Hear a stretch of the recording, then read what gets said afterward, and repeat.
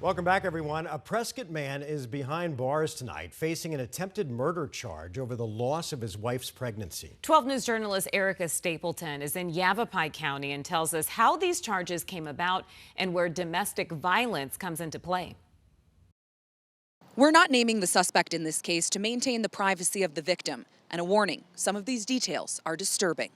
A Prescott man charged with attempted murder after an alleged assault on his wife made her lose her pregnancy. Court records show this happened Sunday at the family's home while the couple was arguing. The records allege the man pushed his wife to the ground and stomped on her stomach. Court records indicate both knew she was 6 to 8 weeks pregnant, and the suspect allegedly told his wife that she wouldn't need an abortion during the assault. When she went to the hospital after the alleged assault, she learned she lost the pregnancy. Records show the suspect was on probation for domestic violence when this happened.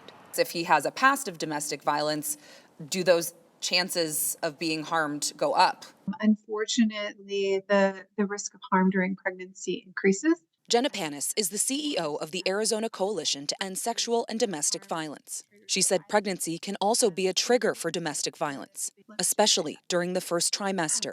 Pregnancy doesn't fix domestic violence. In fact, pregnancy can increase the harm experienced, and so folks need to know that. The suspect was initially charged with aggravated assault, but the attempted murder charge was added after investigators learned of the pregnancy loss. This is allowed in Arizona under the state's murder statutes, which include the death of, quote, an unborn child.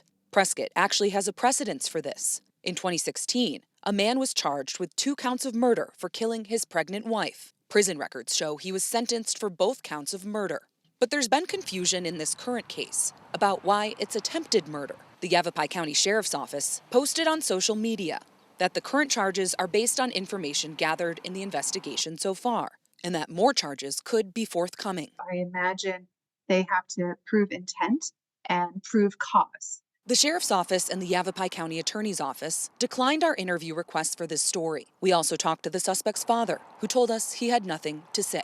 Jenna says leaving a domestic violence situation is not one size fits all and recommends you reach out to a trusted friend, family member, law enforcement, or reach out to the Coalition to End Sexual and Domestic Violence in Arizona, and that number should be on your screen.